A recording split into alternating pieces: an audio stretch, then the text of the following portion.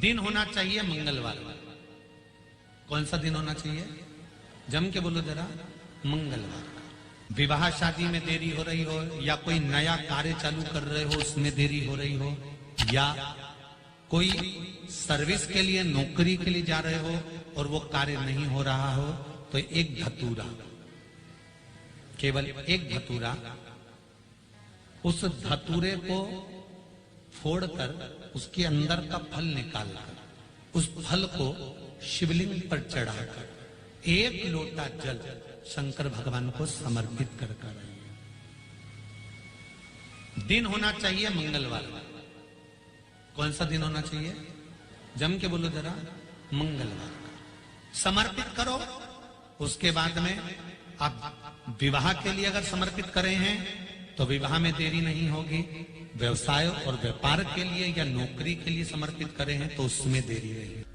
जिसकी फैक्ट्री ना चलती हो, बहुत दुकान ना चलती हो, तो हनुमान जी के पांव का थोड़ा सा सिंदूर लेकर यदि उस सिंदूर को किसी भी फैक्ट्री या दुकान में हनुमान जी के छोटे भाई गतिमान के नाम से अगर एक बिंदी भी सिंदूर की रख दी जाती है तो वो दुकान और फैक्ट्री भी झड़के से चलना प्रारंभ हो जाती है। गतिमान हनुमान जी के छोटे भाई। गाय के दूध का घी बनाकर उसकी एक उंगली घी की अशोक सुंदरी वाली जगह पर लगाकर, जो व्यापार नहीं चलता हो, दुकान नहीं चलती हो, अशोक सुंदरी वाली जगह पर घृत लगाकर घर के दरवाजे पर या व्यापार के द्वार पर उस उंगली को लगा देना चाहिए। घृत पर होना गाय के घी का। पशुपति व्रत कर रहे हो या कोई नियम धारण कर रहे हो या कोई आपने नियम उठा रखा है और वो कार्य आपका हो ही नहीं रहा, आपने 2 बार पशुपति व्रत कर लिए, आपने ये कर लिया, आपने प्रदोष कर लिया, आपने सोमवार कर लिया, आपने सारे अनुष्ठान कर लिए, बहुत सारे उपाय भी करे तो भी नहीं हो रहा है, तो इस बीच वाली पत्ती पर शहद लगाकर बाबा का जो शिवलिंग है उस शिवलिंग को इसको छुआ दीजिए या उससे चिपका दीजिए और उस पर अपनी हथेली रखकर कामना कर कर वापिस घर को आ जाइए। बाबा आपकी वो मुराद शीघ्र 3 महीने के अंदर पूरा कर ही देता है। ये पक्ष।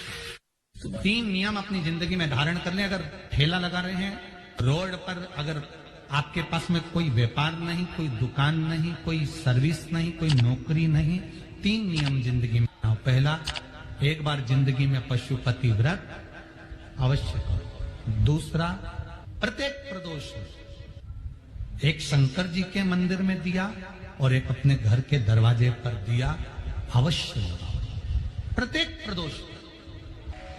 और तीसरा नियम बना लो, शिवरात्रि महीने की आती है, हर महीने की शिवरात्रि में शंकर जी के मंदिर पर दिया, बेलपत्री के वृक्ष के नीचे दिया, आंवले के वृक्ष के नीचे दिया और अपने घर के दरवाजे पर दिया। ये 4 स्थान पर दिया। प्रत्येक महीने की शिवरात्रि पर लगाना प्रारंभ करो। 4-5 शिवरात्रि निकलेगी, बाबा इशारा कर देगा और तेरी नैया पार। कभी कोई बच्चा शरीर से कमजोर है, बहुत ज्यादा, उसका शरीर उठता है, खड़ा होता है, गिर जाता है, काम नहीं कर रहा, हाथ काम नहीं कर रहा, शरीर से बहुत दुर्बल है, बहुत कमजोर है, बहुत ज्यादा। तो शिव महापुराण में अर्पणा नाम की महत्वता कही है। 7 बेलपत्र के कमल बनाना, थोड़ा समझिएगा। 7 बेलपत्र का कमल दल बनाना है। 7 बेलपत्र का कमल दल कैसे बनेगा? जैसे सारी डंडियों को एक साथ कर लो और फिर उसको फैला लो, उसको 7 बेलपत्र को चारों तरफ कमल दल जैसा, समझ आ रहा है ना? उस पहले बेलपत्री को सब इकट्ठी कर लो, एक के साथ एक, 7 बेलपत्र एक के ऊपर एक रखकर इकट्ठी करो और एकाग्रित करने के बाद उन बेलपत्र को चारों तरफ, डंडी बीच में हो, पत्तियों को चारों तरफ घुमा लो, उसको 7 बेलपत्र को कमल दल बना लीजिए और अर्पणा माँ जगत जननी अर्पणा माता के नाम से किसी भी शिवालय में प्रदोष के समय पर, प्रदोष काल में उसको समर्पित करो। 7 ही चावल के दाने उस पर समर्पित कर दो, 7 चावल के दाने और 7 बेलपत्र वापस लेकर आ जाओ।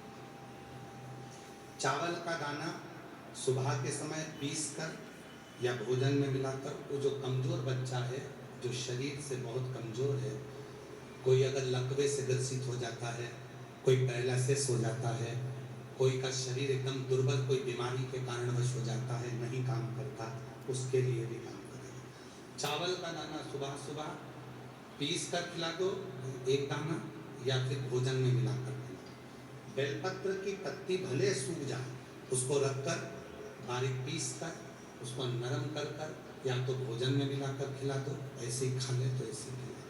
7 दिन का नियम पूरा पूरा करिए, आपको खुद मालूम पड़ेगा कि 90 दिन से उसके शरीर में एक ऊर्जा आने लगेगी और वो धीरे धीरे अपने शरीर पर स्थिर होगा। अर्पण तीर्थ यात्रा जरूर करा करो, तीर्थ में जरूर जाया करो, वहां भक्ति भी मिलेगी और शक्ति भी मिलेगी। भक्ति और शक्ति ये दोनों।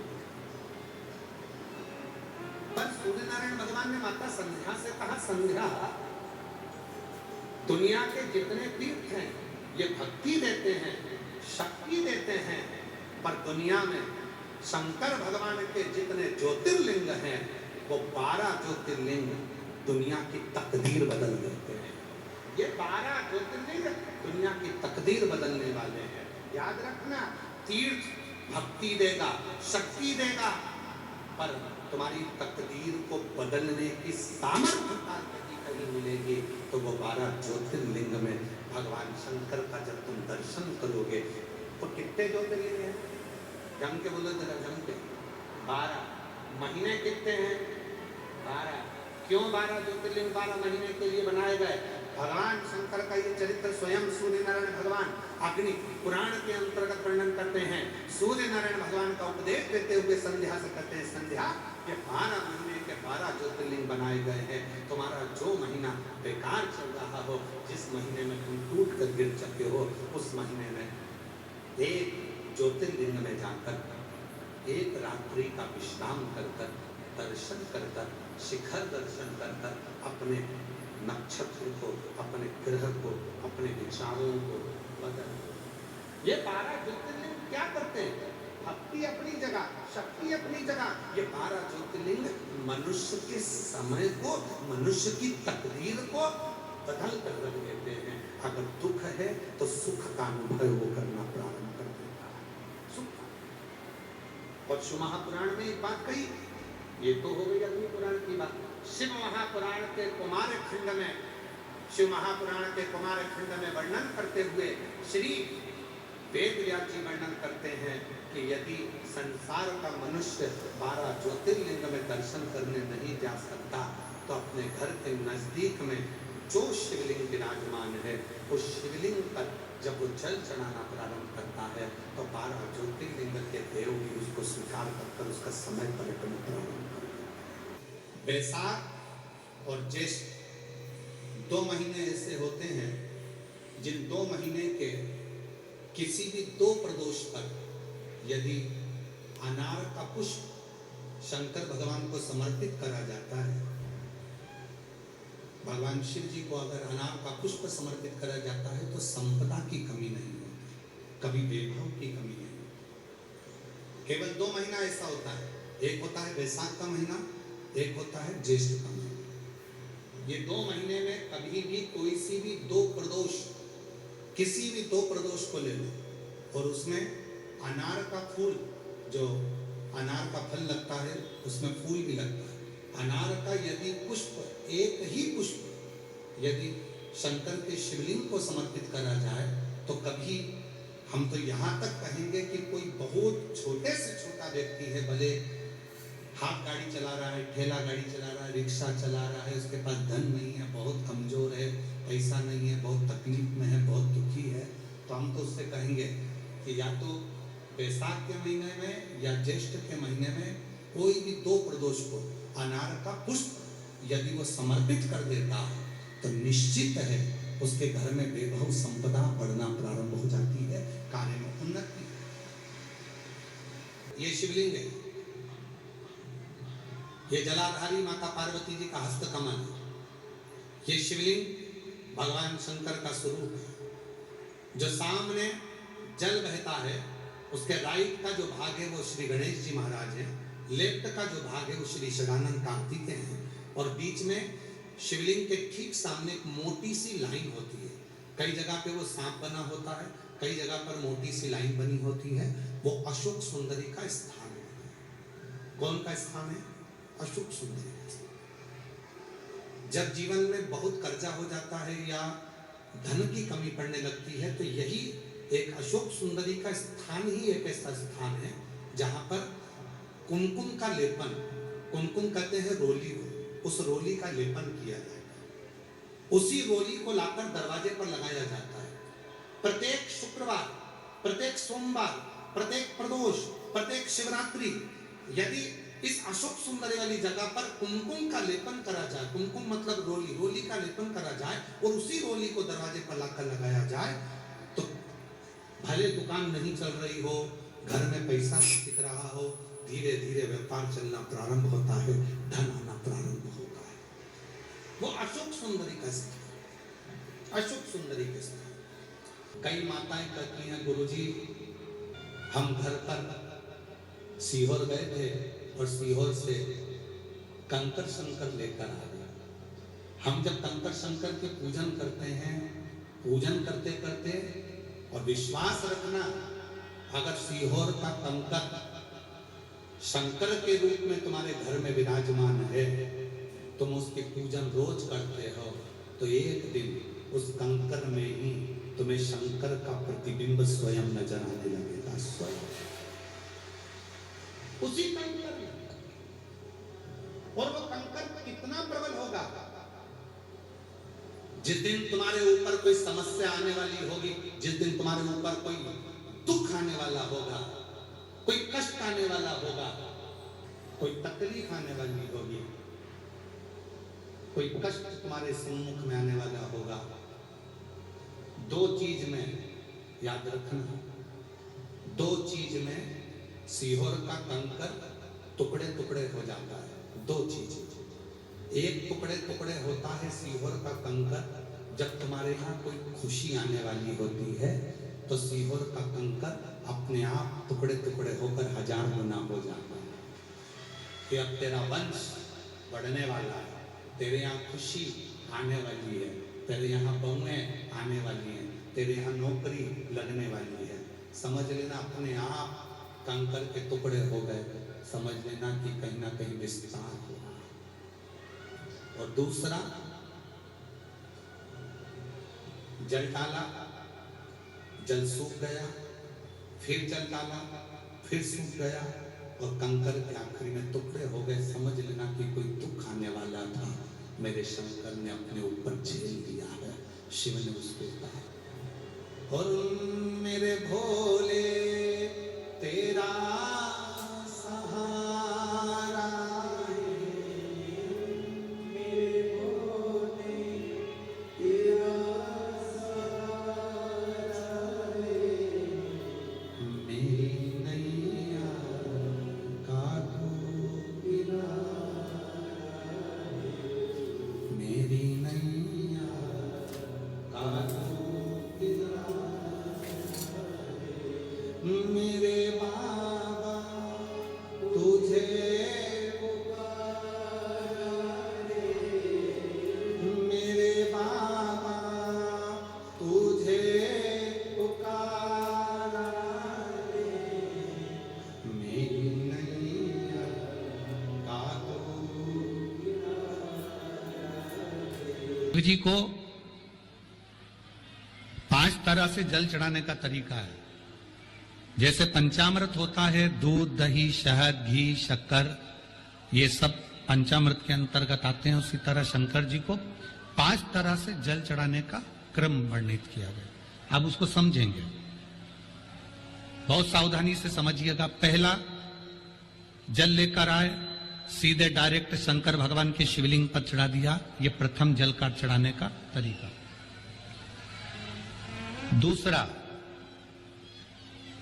जहां से पानी बहकर जाता है जहां से जल बहकर जा रहा है, उसके ठीक विपरीत जल उत्तर में जा रहा है, आप दक्षिण में खड़े होंगे और दक्षिण में खड़े होकर उत्तर की ओर मुख करेंगे और शिव जी को जल समर्पित करेंगे।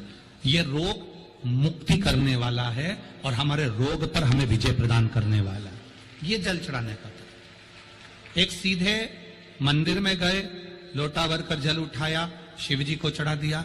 दूसरा जल जहां से पानी बहता है, शिव जी का चढ़ा हुआ जल जहां से बहकर जाता है, उसके ठीक विपरीत में शिव जी का जल इधर जा रहा है तो तुम यहां खड़े हो, तुम यहां बैठो, यहां मत बैठना, यहां मत बैठना, इधर बैठो। अगर रोग का निवारण है तो यहां बैठकर।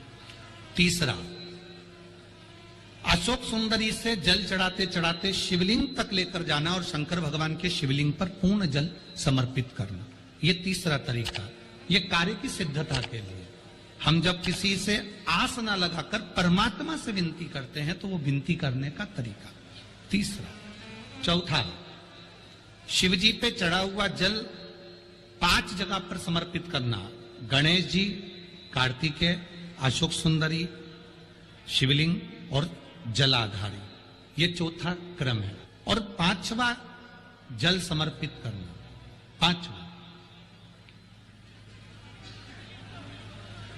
5वें नंबर का जल।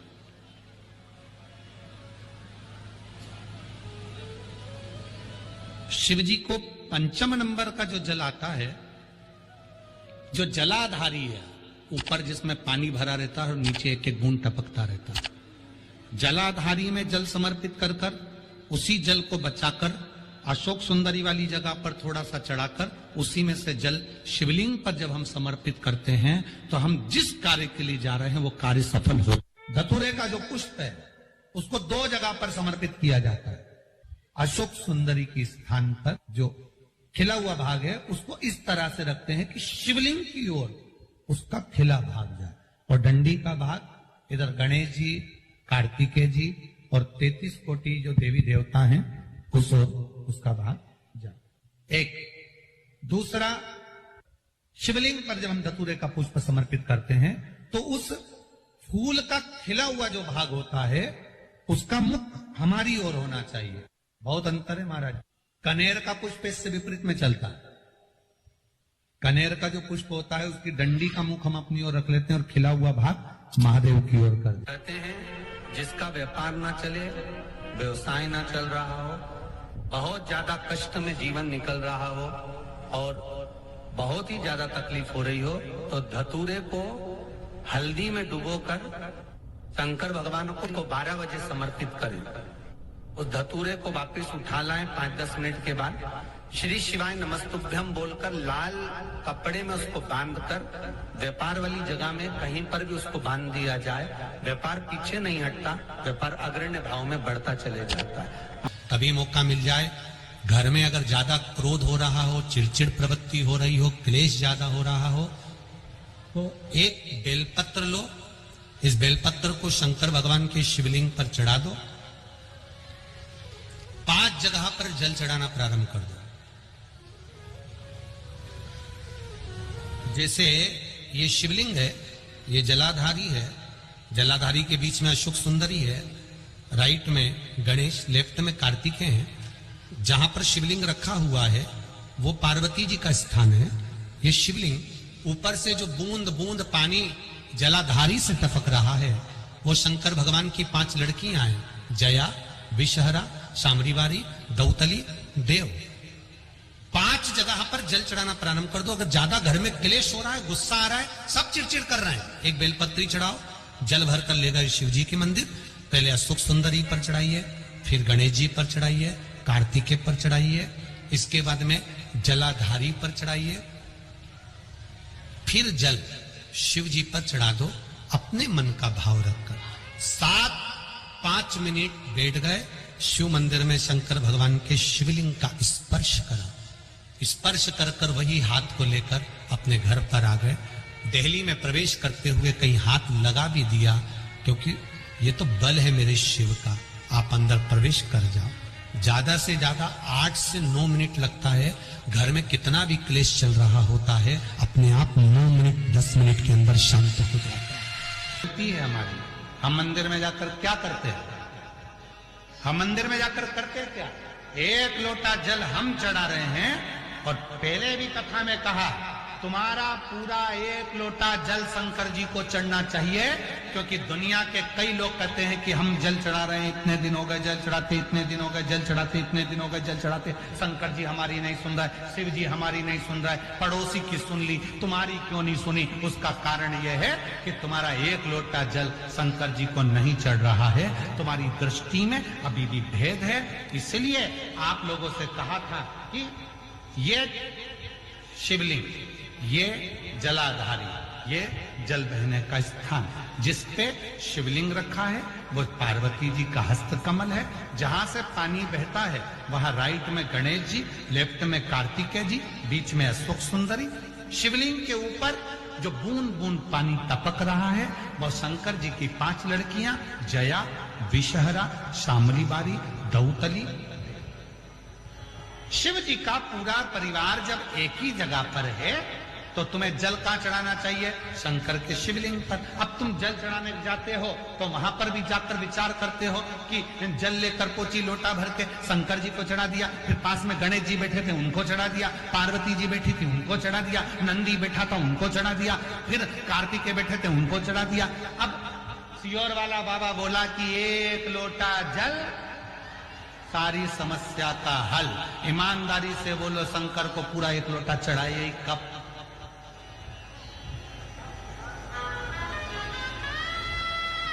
वो एक लोटा जल लेकर गई थी, उसी में शंकर जी को चढ़ा दिया, उसी में गणेश जी को चढ़ा दिया, उसी में पार्वती जी को चढ़ा दिया, उसी में कार्तिकेय जी को चढ़ा दिया। वो एक लोटे जल का तुमने विभाजन कर दिया।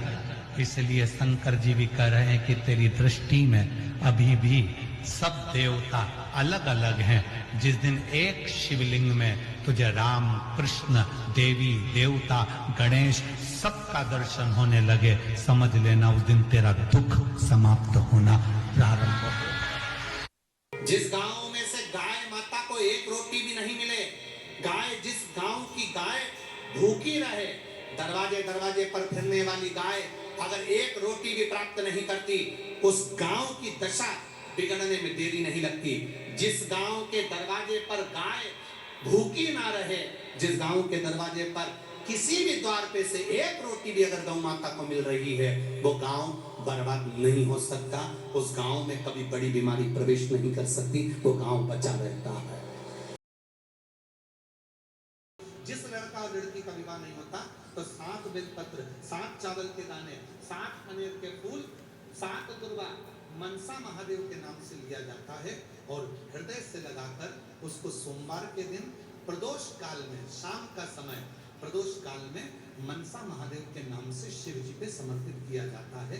तो उस लड़का लड़की का विवाह जल्दी से जल्दी हो ही जाता है, वो मनसा में। और यहाँ तक हम कहेंगे अगर बहुत ज्यादा रोग हो जाए, शरीर में बहुत बीमारी लग जाए, हम जीजियों से भी कहते हैं अगर चिड़चिड़ा प्रवृत्ति आ रही है, क्रोध आ रहा है, शरीर ठीक नहीं है, सिर में दर्द बना रहे, शरीर ठीक ना रहे, हाथ में एक बेलपत्री पकड़कर कुंदकेश्वराय नमः, कुंदकेश्वराय नमः, कुंदकेश्वराय नमः, कुंदकेश्वराय नमः स्मरण कर कर पत्तियां तोड़कर उन पत्तियों को सेवन करना प्रारंभ करो।